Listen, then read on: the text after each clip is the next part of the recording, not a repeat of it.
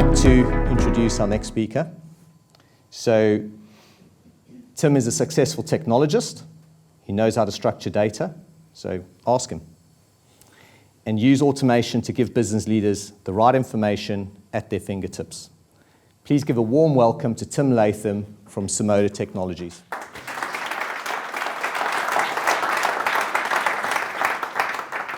Okay, thank you very much, Paris. The rest of the guys here at PryceWilliams for the invitation. Thank you guys for turning up. A really interesting comment early on in the previous talk was that AI is not ChatGPT. And of course it's not. You know, you listen to the guys and you understand the difference. But I can't help wondering how many of you guys would be in this room if it wasn't for ChatGPT. I'm not going to ask the question, but I think that's worth considering. ChatGPT, since its release at the tail end of last year, is a phenomenon. It's the new poster boy for AI. It reached 1 million users within 5 days and 100 million within 2 months. ChatGPT, in its latest incarnation, has got an IQ of 147, which means it's probably the most intelligent thing in a room of 1,000 people. It's also qualified medical practitioner in the US. It's also passed the bar in the US. And maybe most disconcertingly for you guys, from a finance background, it's a qualified accountant. Okay? It's changing the world. But it's not just what AI is about. Very quickly, a little bit about me. Born and raised in Sheffield. That's my family up in the top left. Live out in Beachiff. I enjoyed a bit of golf. I like walking in the hills. Went to university in Birmingham. After that, 15 years working for Jaguar Land Rover in a variety of commercial roles. Did my MBA with them. I then left them, started a consulting business, grew and sold that. I started a retail business, grew and sold that. And then, about 4 years ago now, I was looking around for something else to do. And I thought, all the research I was doing, all the different sectors, all the different functions, all the different industries, there was a common theme, a common trend of the risk of disruption from AI. Okay, ready? Or intelligent automation. A sort of broader definition that I'll not really expand on now, maybe touch on a little bit at the end.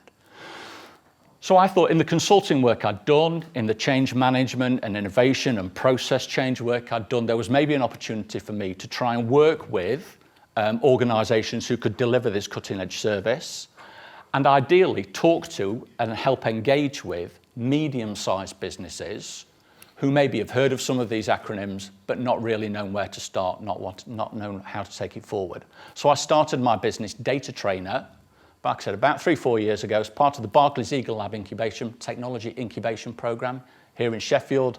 And I started growing that business, trying to talk to organizations who could use this stuff, trying to have that sort of Venn diagram crossover with organizations and technology delivery partners who could do the work for them.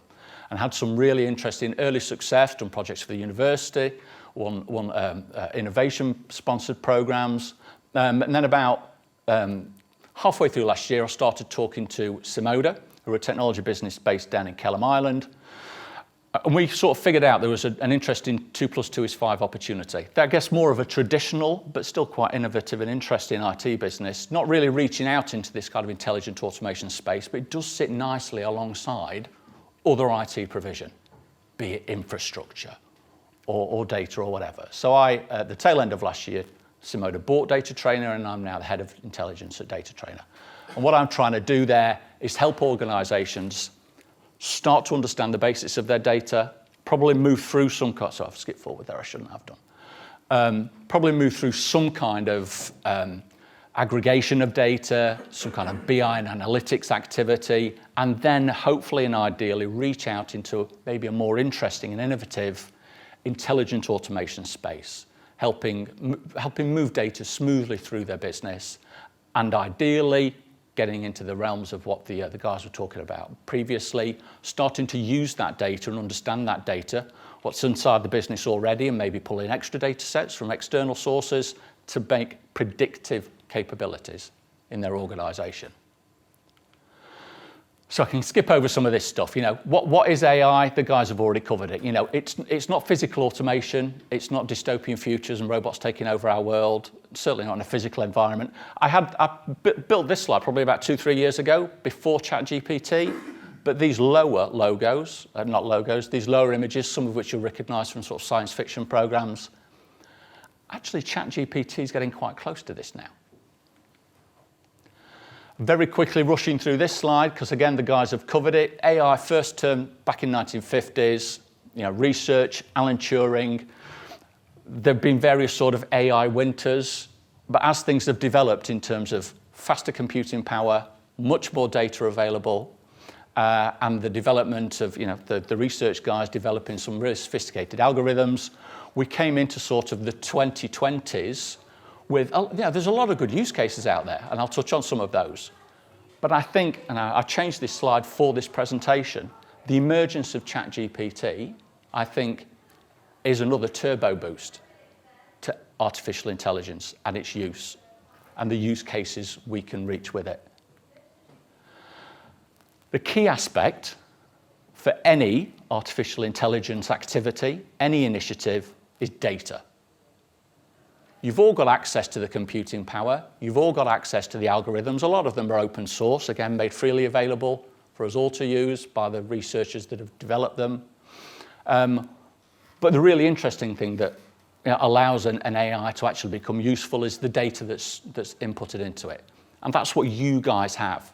You've got the data inside your organizations. How can you make better use of it? You've also got to consider, as well as the data you've got available, the processes in your business as well. What are you currently doing, maybe manually or semi-manually, or perfectly adequately using people, that could potentially be enhanced, done better, more quickly, more efficiently, using intelligent automation systems, or AI? Some specific use cases I wanted to talk about. Like I said, this is a finance group, I think, in the main. And as we sort of pitched it as AI in finance, but I'm sort of approaching it more as an AI for finance leaders. You guys own the purse strings in your organizations, in the main. You may be having conversations with IT about this stuff. Maybe, hopefully, coming out of today, you'll be more confident to talk to them and maybe be able to engage with them if they've got some ideas or opportunities for using this technology. Or if they're not, and your IT guys are sort of business as usual and not pushing in terms of innovation, maybe you can start asking questions of them. And not just IT, other functions across the business as well. I've got that Barclays logo up there. Barclays is just a symbol of banking. Banking's been using this stuff for 20 years. And you can see in terms of how the high street banking environment has essentially disappeared. Nearly all of that interaction now is automated in terms of simple automation, but also in terms of more complex automation as well. The guys mentioned trading. A lot of that's AI and algorithm driven. If you apply for a bank loan now or a mortgage, almost certainly no human eyes are going to look at that application. That's going to be graded and yes or no, or given a percentage interest rate or a payment or whatever, based on an artificial intelligence assessment of you. Myself and the partners that I work with are also working on some other very interesting applications. Jet2 Holidays there, that's an illustration of what we call hyper-personalized marketing. So essentially, Jet2, in terms of the information they know about you from previous holidays, and their comparison of you with other people who have been on that holiday to similar places, similar prices, similar stars, etc., are now able to target you specifically and super specifically in terms of what time of day you get the email, what the offer price is in that email. They've optimized all that data to give the best chance of you saying yes to that holiday and booking on. Another logo, bottom left there, you'll almost certainly not recognize. But I think this is a really interesting illustration of what we're doing at the moment. And how it started from a person like you in an organization. We're working with a very large international multi-billion-dollar organization. The finance guy at the top said, what are we doing with AI? Let's, ask the question, let's start an initiative, let's get out there, push it down, see what we can do. So that got pushed down in the UK to a guy that we've worked with within this organisation before. So he reached out to us for some help. So it started with a finance idea. It's come down through through a purchasing function, the guy who's got the mandate for the UK in terms of this innovation program. We've had some conversations with him, and we've identified a legal use case in terms of contract management and understanding. And that's what that solution is. That's an off-the-shelf solution from a partner of ours called Luminance. After this session today, I'm going down to see that organisation with Luminance. We've already got a proof of value, proof of concept in place. We're now looking at an operational installation of that technology. And that's going to save potentially millions of dollars, not just within the UK, but for that organisation globally. The OpenAI logo here, again, is another illustration point on the very much the other end of the scale. We're working with a small organisation locally who have lost their bid manager. Bid manager, it's the guy who responds to sort of public sector contracts, for councils, police forces, etc., through those sort of platforms. They've lost their bid manager. Looking to replace their bid manager, what is that, 40, 45, 50 plus £1,000? We're now working with them to potentially augment, using ChatGPT, and the data that's available, the interface that gives them, augment that data with their internal historic bid responses to create a ChatGPT-derived bid manager. We're testing that with them at the moment. Maybe all this AI stuff's a little bit much. It's a little bit magic. It's a little bit too far too soon. Maybe some of these, what's it cost to do an AI project? Who knows? Maybe you can step back from that very sophisticated implementation and start smaller. Start with a more achievable goal, maybe with more, still very innovative, but simpler technologies, such as allowing data, like I said, to move through your organization using technologies like RPA and systems integration. You can even build some simple rules into that create some pseudo-intelligence in the system. We're doing projects for just a few £1,000s to start organizations learning this technology and start them on a journey towards more sophisticated implementations. So coming back to OpenAI, coming back to ChatGPT, it's an incredibly sophisticated tool. I've got a video now that I'm just going to show you, which hopefully you haven't seen, which hopefully will wow you, and then we'll just talk about the sophistication of what it's achieving with ChatGPT as that kind of UI and interface into all the data sets and processes. Hello? Hey, James. Yeah, who's this? Hey, James. It's Alexander from Tesla Motors. How's your day going so far? It's going pretty good, my man. How about yourself? You said from Tesla, right? It's the car company? Yeah, that's right. I'm calling from Tesla Motors, the car company. Did you have any trouble or questions while customizing your car on our website? No, we're just kind of shopping around and, just taking a look. Gotcha. That makes sense. Sometimes we're just exploring our options before making a decision, and I totally respect that. Can I ask you why you were looking into a Tesla in the first place? Yeah, I've had my car for way too long now, and so I'm kind of taking a look at options. And I have a lot of friends who just absolutely rave about Tesla. And, me myself, I'm actually a big fan of Elon Musk. So I figured I might as well take a look and kind of explore my options there and see what you guys had available. That's a smart approach, James. It's always good to explore your options and see what's available. Out of curiosity, what do you currently drive? Yeah, I drive it's an old Ford Fusion, my man. Nice, a Ford Fusion. Why are you looking to switch things up and consider a Tesla?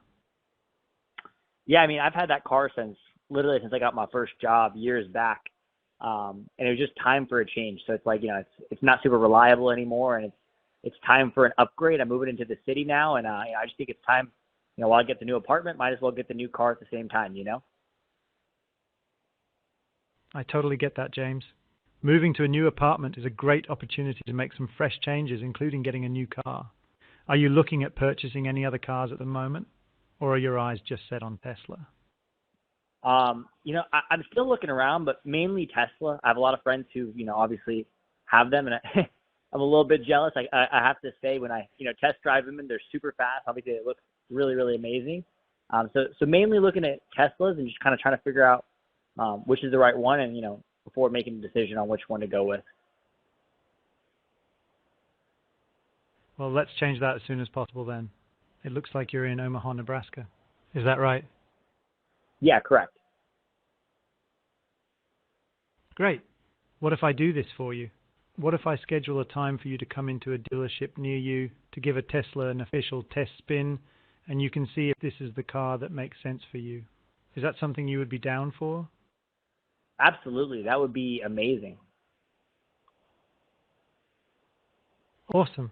Well, it looks like we have a 7 p.m. or an 11 a.m. available in Omaha time. Which time works best for you? Let's do the 7 o'clock. Great. I'll lock in that time for you. You're all set for a test drive at 7 p.m. Anything else I can help you with, James? Nope, that's it. I really appreciate you giving me the call. Well, it was my pleasure speaking with you, James. I can't wait for you to give a Tesla a spin. There's nothing like it, in my opinion. If you have any more questions or need assistance in the future, feel free to reach out. Have a great rest of your day. You too. Bye-bye. Thanks so much. Pretty impressive, no? Yeah. So that's ChatGPT, was essentially a UI, an interface, added to with an actual verbal interaction, because ChatGPT is just a keyboard thing at the moment. So it's an extra AI that's allowed to have a verbal conversation through ChatGPT and a human-like conversation. But also that ChatGPT and that system has got integration into Tesla's booking system. So it's able to make an automated booking for a customer who's registered their website for a test drive.